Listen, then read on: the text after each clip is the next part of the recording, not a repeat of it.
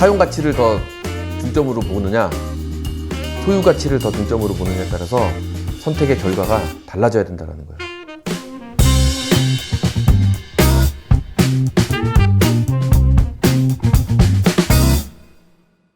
어떤 사람이 1억이라는 돈을 가지고 있어. 그래서 그 사람이 지금 막 고민을 하는 거야. 어떤 사람은 내가 지금 당장 아이를 키워야 되고 해서 내가 살 집이 필요한 사람이 있고, 어떤 사람은 아직은 나 그냥 뭐 어디서 월세 살고 전세 살고 이래. 그런데 여유 자금이 조금 있어. 그래서 앞으로 내가 이사를 가고 싶거나 아니면 가격이 좀 올라서 나의 자산에 좀 보탬이 돼서 더 좋은 곳으로 내가 이사를 갈 수 있는 그런 계기를 마련하고자 하는 사람이 있다고 치자고. 이 두 사람의 예는 서로 다른 거야. 그래, 보통 상담하는 사람들 얘기를 들어보면 이제 그래. 실거주 플러스 투자요, 이렇게 얘기를 하는 사람들이 많아. 실거주도 해야 되고요, 투자도 하고 싶어요. 그럴 때 보통 전문가들은 그 두 가지를 다 겨냥하는 것은 그다지 바람직하지 않다라고 얘기를 하지. 집은 두 가지의 가치를 가지고 있어. 거주의 목적이라고 하면 거주는 일종의 소비야. 내가 어떤 대가를 지불하면서 거기 거주를 하게 되는 거야. 또 하나의 값어치는 소유의 값어치야. 소유라는 의미는 자산으로서 얘가 앞으로 더 좋은 자산이 되기를 바라는, 그럼 자산의 값어치가 있어. 그러면 내가 소비를 하는 값어치와 자산의 값어치 두 개가 합쳐져서 지금 현재의 집 값이 되는 거야. 예를 들어서 내가 실거주를 한다. 그러면 뭐 오피스텔 같은 데를 산다 이거지.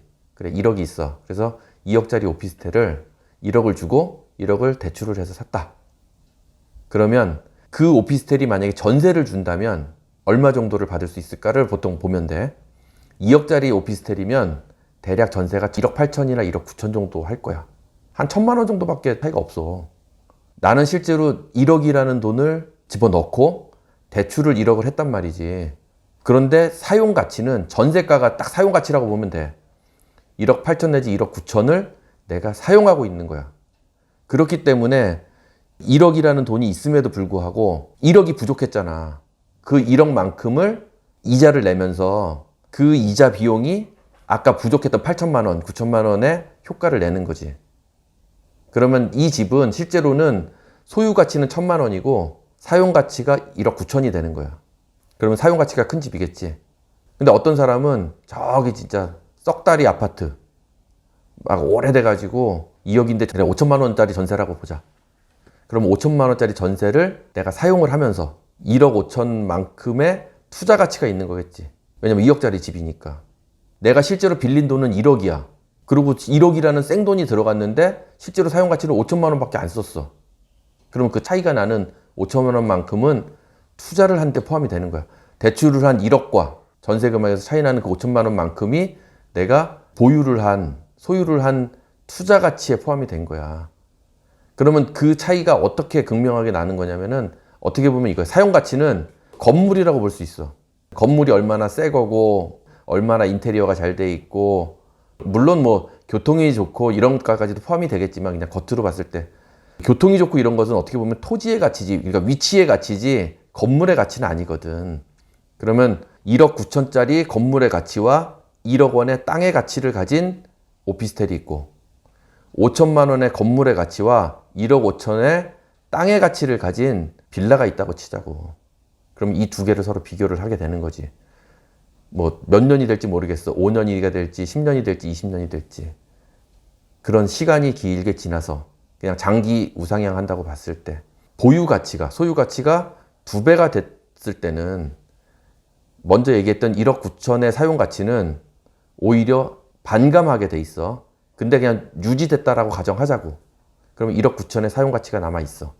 그리고 1,000만 원의 소유 가치가 2배가 되니까 2천만 원이 될 거야. 그러면 이 오피스텔은 2억 1,000만 원의 값어치를 가지게 되는 거야. 그런데 아까 얘기한 빌라가 됐든 아니면 썩다리 아파트가 됐든 이런 것들은 사용 가치가 5천만 원이었는데 뭐 10년 후에 그대로 5천만 원의 사용 가치를 한다고 가정했을 때 보유 가치가 1억 5천이었기 때문에 얘는 2배가 되면 3억의 보유 가치를 갖게 되지. 그러면 얘는 결과적으로 3억 5천의 전체 가격이 형성이 되는 거지. 그래서 내가 사용하는 데 더 의미를 가지겠다 그러면 당연히 더 깨끗한 오피스텔 가서 사는 게 맞아. 그런데 내가 보유 가치, 그러니까 나중에 자산이 상승되기를 바란다면 그 후자를 선택을 하는 것이 자산의 상승 효과에는 훨씬 더 긍정적으로 작용하게 되는 거야.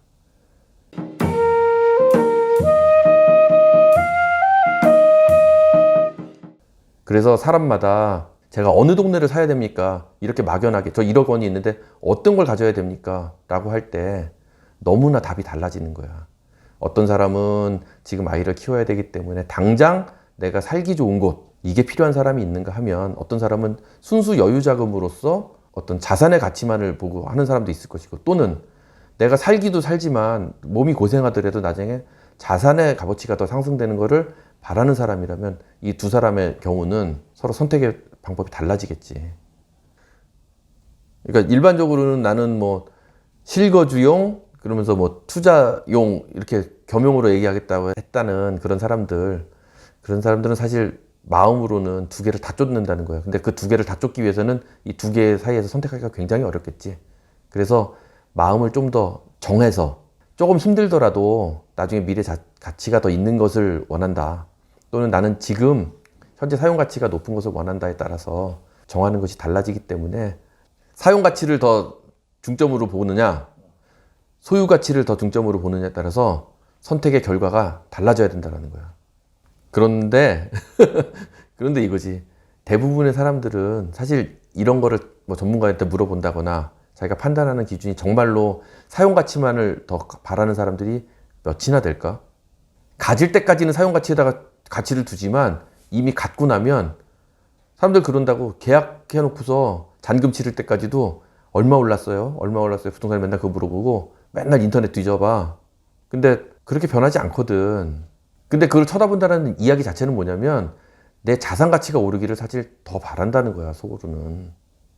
근데 이것도 사용 가치도 놓치고 싶지 않을 뿐이지.